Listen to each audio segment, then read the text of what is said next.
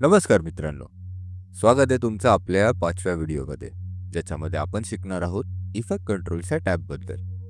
आतापर्यंत आपण जेवढं काही केलेलं त्याचं एक छोटंसं रिव्हिजन करूया आणि त्याच्यानंतर इफेक्ट कंट्रोल्सबद्दल शिकायला आपण चालू करूया. रिव्हिजन करण्याच्या आधी मी ऑलरेडी सिक्वेन्स, व्हिडिओज आणि आपला ऑडिओ जो बॅकग्राऊंडसाठी आपण वापरणार आहोत तो इम्पोर्ट करून ठेवलेला आहे. तर आपण इम्पोर्टिंगच्या प्रोसेसबद्दल बोलूया, पण फाईल्स आधीच इम्पोर्ट करून ठेवलेल्या आहेत एवढं लक्षात ठेवा. सर्वात सुरुवातीला आपण पाहिलेलं की आपण नवीन प्रोजेक्ट कसा बनवू शकतो. नवीन प्रोजेक्ट बनवण्यासाठी आपण न्यू प्रोजेक्टच्या बटनवरती क्लिक करतो. ते केल्यानंतर आपण त्याला नाव देऊ शकतो, त्याला कुठे सेव्ह करायचं हे ठरवू शकतो आणि क्रिएट दाबल्यानंतर आपल्यासमोर असा प्रोजेक्ट येणार. हा एम्प्टी असणार. ज्या टायमाला आपल्याला कुठचीही एडिट चालू करायचं असेल तेव्हा आपल्याला एक सिक्वेन्स नावाचा फोल्डर बनवावा लागतो, जे फोल्डर मॅनेजमेंटमध्ये तुम्हाला सांगितलेलं. त्याच्यानंतर ह्याला ओपन करून आपण इथनं नवीन सिक्वेन्स बनवू शकतो. सिक्वेन्स म्हणजे आपल्या कॅनव्हासची साईज असते, त्याचं रेझोल्युशन किती पाहिजे हे आपण इथनं ठरवू शकतो. त्याचबरोबर ह्याचं फ्रेम रेट किती हवं हे पण आपण ठरवू शकतो. इथनं मी हा सिक्वेन्स सिलेक्ट केलाय, जो लेगसीच्या प्रीसेटमध्ये 1080p 50चा प्रीसेट आहे. ह्याला ओके केल्यानंतर आपली सिक्वेन्स बनते. या सिक्वेन्सचे तुम्हाला सेटिंग्स जर बघायचे असतील तर आपण सिक्वेन्स सेटिंग्समधनं ह्या सगळ्या गोष्टी बघू शकतो. आधीच एक सिक्वेन्स बनवल्यामुळे मला आता फाईल्स इम्पोर्ट करावे लागणार. ते करण्यासाठी मी व्हिडिओच्या फोल्डरच्या आतमध्ये जातो आणि डबल क्लिक करून इथनं मी व्हिडिओजना इम्पोर्ट करू शकतो. आपण आता जो व्हिडिओ एडिट करणार आहे तो माझ्या कोर्समधला आहे, जो आफ्टर इफेक्टसाठी बनवलेला होता. तर मी ह्या दोन्ही क्लिप्सना टाईमलाईनवरती घेतो आणि स्क्रीन रेकॉर्डिंगला पण टाईमलाईनवरती घेतो. या क्लिप्सचं मी आधीच इथनं सिलेक्शन केलेलं होतं. तर सिलेक्शन करण्यासाठी मी क्लिपवरती येतो आणि आय आणि ओ दाबून त्या व्हिडिओवरती सिलेक्शन करू शकतो. आधीच केलेलं असल्यामुळे मला फक्त या क्लिपला ड्रॅग आणि ड्रॉप करावं लागलं आपल्या टाईमलाईनवरती. हे झाल्यानंतर मला ऑडिओ घ्यायचा जो क्लीन केलेला होता आणि ह्या दोघांना डिलीट करून टाकायचं. ह्याच्यात पण मी ऑलरेडी सिलेक्शन करून ठेवलेलं, जिथनं आपल्याला व्हिडिओ हवा होता तिथनं. लास्ट लेक्चरमध्ये आपण वर्कस्पेस आफ्टर इफेक्ट्स मध्ये जर आपण पाहिलं तर लास्ट लेक्चर सारखा आपण आता व्हिडिओमध्ये थोडासा एरर झालेला, पण आता आपण व्हिडिओ सेट केलेले आहेत बरोबर. स्क्रीन रेकॉर्डिंग बरोबर आता आपली दुसरी क्लिप अरेंज केलेली आहे. त्याचबरोबर पहिल्या क्लिपला आता मी ऑडिओ बरोबर सिंक केलेलं आहे. हे सिंक मी मॅन्युअली केले म्हणून थोडासा इथे कट दिसला असेल तुम्हाला. पहिली क्लिप जी आहे ती इंट्रोडक्शनची आहे आणि दुसरी क्लिप जी आहे ती आपल्याला छोटी करून इथे अरेंज करायची. ज्या साईडला मी फेस करतोय त्याच्या ऑपोजिट साईडला मला स्क्रीनच्या टॉप राईट साईडला ह्या व्हिडिओला प्लेस करायचं आहे. ह्याच्या व्हिडिओच्या खाली जी व्हिडिओ दिसून येते, मी या व्हिडिओला हाईड करण्यासाठी या डोळ्याच्या बटनवरती क्लिक करतो. ह्याच्या खाली जी व्हिडिओची लेअर आहे ती आपली स्क्रीनची रेकॉर्डिंग आहे. जे मी आता ह्या व्हिडिओमध्ये तुम्हाला सांगतोय त्या कोर्समध्ये, ते मी ह्या व्हिडिओमध्ये नॅरेशन करत होतो. कारण याची व्हिडिओ काढलेली आहे, तर त्या व्हिडिओला स्क्रीनवरती दाखवण्यासाठी किंवा समजवण्यासाठी मला बरं पडणार होतं. म्हणून ही व्हिडिओ आपल्याला टॉप राईट साईडला स्क्रीनच्या ॲडजस्ट करायची आहे. आता ह्यानंतर आपण पॅनल्सबद्दल बोललेलो. पॅनल्समध्ये आपल्याकडे प्रोजेक्ट पॅनल असतो, जसा सोर्स मॉनिटर असतं, इफेक्ट कंट्रोल्स असतं, प्रोग्राम मॉनिटर असतो, प्रॉपर्टीज असतं, हा ऑडिओचा टॅब असतो आणि टाईमलाईन असते. त्याचबरोबर टूलबार सुद्धा असतो. आपण सेकंड लेक्चरमध्ये आपण पॅनल्सबद्दल बोललेलो. पॅनल्समध्ये कोणी जर असं चेंज केलेलं असेल तर आपण त्या गोष्टीला रिसेट करू शकतो बरोबर. ते झाल्यानंतर जर मला माझं स्वतःचं वर्कस्पेस सेव्ह करायचं असेल तर ते करण्यासाठी मी पॅनल्सला पहिले बंद करतो. ते झाल्यानंतर विंडोमध्ये येतो, वर्कस्पेसमध्ये येतो, सेव्ह एज न्यू वर्कस्पेस असं करतो आणि आपल्या आजच्या व्हिडिओचं नाव देतो. इफेक्ट कंट्रोलच्या पॅनलबद्दल बोलत असल्यामुळे आपण इफेक्ट कंट्रोल्स नावाचं एक वर्कस्पेस बनवलेलं आहे. आता ह्या वर्कस्पेसमध्ये आपण काम करायला चालू करू शकतो. इफेक्ट कंट्रोल्स या टॅबला ॲक्टिवेट करण्यासाठी तुम्हाला कुठच्या तरी क्लिपला किंवा ऑडिओला सिलेक्ट करावं लागणार. ते सिलेक्ट केल्यानंतर तुमच्या इफेक्ट कंट्रोलचं पॅनल ॲक्टिवेट होऊन जातं. इफेक्ट कंट्रोल्समध्ये तुम्हाला त्या व्हिडिओचे प्रॉपर्टीज दिसून येतात, जे तुम्हाला इथे आता हा नवीन पॅनल आलेला आहे त्याच्यामध्ये डायरेक्ट दिसून येतं. ह्या पॅनलला मी सध्यासाठी बंद करून टाकतो, कारण आपल्याला आता फोकस इफेक्ट कंट्रोल्सवरती करायचा आहे. मी जसं सांगितलेलं, सुरुवातीचा व्हिडिओ इंट्रोचा असणार आपल्या कोर्ससाठी आणि दुसऱ्या व्हिडिओपासून आपली स्क्रीन रेकॉर्डिंग चालू होणार आहे बरोबर. मग ह्याला जर मला स्क्रीनच्या टॉप राईट साईडला ॲडजस्ट करायचं असेल तर मला या व्हिडिओचे प्रॉपर्टीज चेंज करावं लागणार. ते चेंज करण्यासाठी आपल्याला मोशनच्या टॅबमध्ये यावं लागणार. मोशन टॅबमध्ये आल्यानंतर आपण त्या व्हिडिओची पोझिशन प्रॉपर्टी चेंज करू शकतो. ही मी एक्स ॲक्सिस हलवतोय त्याची आणि ही मी त्याची वाय ॲक्सिस हलवतोय. लेफ्ट साईडच्या व्हॅल्यूजला आपण चेंज केल्यानंतर आपण त्याला हॉरिझॉन्टली ॲडजस्ट करू शकतो. जर मी ह्याला क्लिक करून राईट साईडला ड्रॅग केलं तर मी व्हिडिओला राईटला शिफ्ट करू शकतो. तसंच लेफ्टला नेलं किंवा त्या व्हॅल्यूला कमी केलं तर मी व्हिडिओला लेफ्ट साईडला नेऊ शकतो. प्रोग्राम मॉनिटरमध्ये आपल्याला ह्या सगळ्या गोष्टी चेंज होताना दिसून येतात. म्हणून मी आदल्या व्हिडिओमध्ये सांगितलेलं होतं की सोर्स मॉनिटरमध्ये आपण फक्त व्हिडिओजना बघू शकतो आणि जे आपण एडिट करत आहोत ते आपण प्रोग्राम मॉनिटरमध्ये लाईव्ह होताना बघू शकतो. म्हणजे आपल्या फायनल एडिटमध्ये ते आपल्याला कसं दिसणार आहे हे समजून येतं. हे झाल्यानंतर त्याच्या खालचं बटन आहे स्केलचं. त्याला जर मी छोटं केलं तर आपण व्हिडिओची अख्खी साईज कमी करू शकतो. जर मी याला वाढवलं तर आपण त्या व्हिडिओमध्ये झूम इन सुद्धा करू शकतो. तिसरं जे बटन आहे ते आहे रोटेशनचं. रोटेशनवरती मी क्लिक करून जर राईट साईडला नेलं तर आपण व्हिडिओला राईट साईडला टिल्ट करू शकतो. तसंच जर लेफ्ट साईडला गेलं तर आपण व्हिडिओला लेफ्ट साईडला सुद्धा रोटेट करू शकतो. अँकर पॉईंट म्हणजे आपल्या व्हिडिओचा सेंटर आपल्याला कुठून हवाय हे आपण ठरवू शकतो. जर मी ह्या पॉईंटला इथे जे व्हिडिओच्या मध्ये एक ब्लू कलरचा आयकॉन दिसून येतो हा आपला अँकर पॉईंट बोलला जातो. या गोष्टीला जर मी लेफ्ट साईडला घेऊन आलो तर तुम्हाला दिसून येत असेल की आपली व्हिडिओ आता राईट साईडला शिफ्ट झालेली आहे.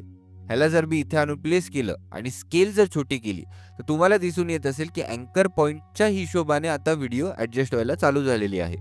तसंच जर मी ह्या अँकर पॉईंटला राईटला घेऊन गेलो आणि टॉप लेफ्ट साईडला ॲडजस्ट केलं आणि इथनं जर मी स्केल वाढवलं तर मी स्केल त्या पॉईंट पासून वाढवायला चालू करत आहे. तसंच जर मी ह्या गोष्टीला आता छोटं केलं, लेट्स से आपण 50 लिहूया इथे आणि रोटेट केलं तर त्या पॉईंट पासून आता ती व्हिडिओ रोटेट व्हायला चालू झालेली आहे. त्याच्यानंतर हे नवीन बटन्स आलेले आहेत.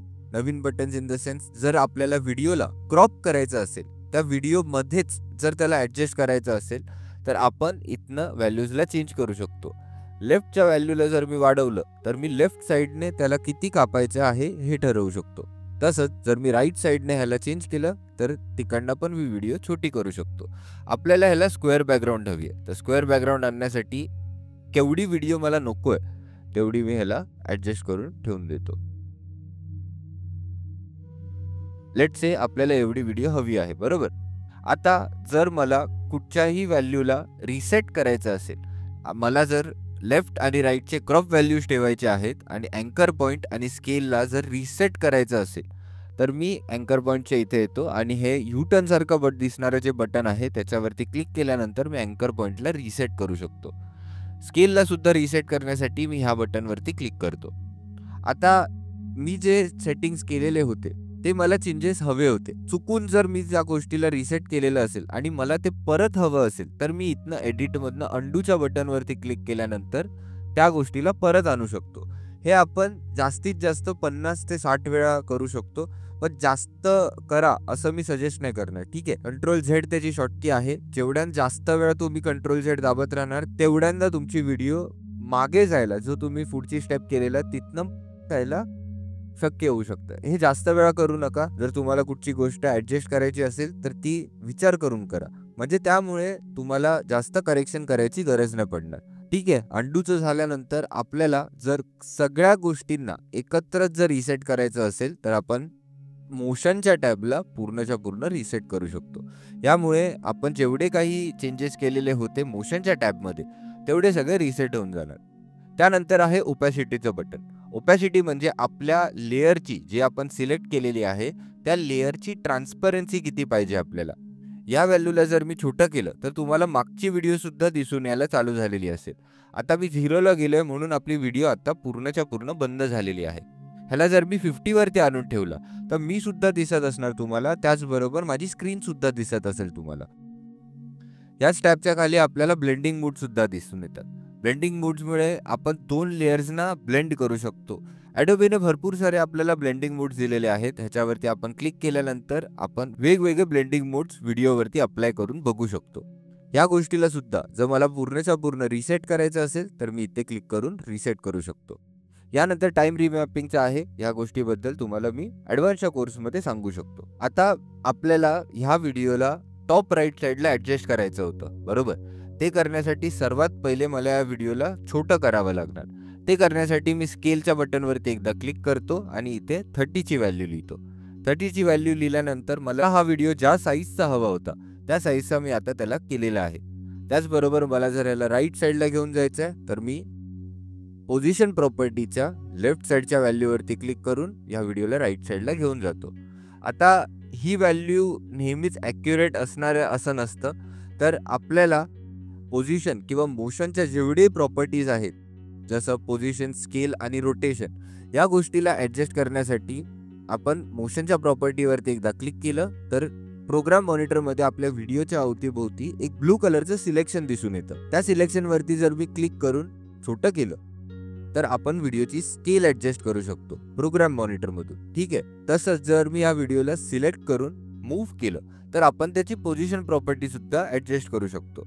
जर मला या व्हिडिओला आपल्या स्क्रीनच्या, लेट्स से हा इथे आहे आणि स्क्रीनच्या मधोमध जर ॲडजस्ट करायचं आहे, ते करण्यासाठी मी जर कंट्रोलचं बटन दाबलं तर तुम्हाला इथे एक रेड कलरची लाईन दिसून येत असेल. ह्याला जर मी मध्ये घेऊन आलो तर ते स्नॅप होतं, म्हणजे आपण आता स्क्रीनच्या मधोमधच आहोत पोझिशनच्या हिशोबाने. ते आपलं कन्फर्म होऊन जातं.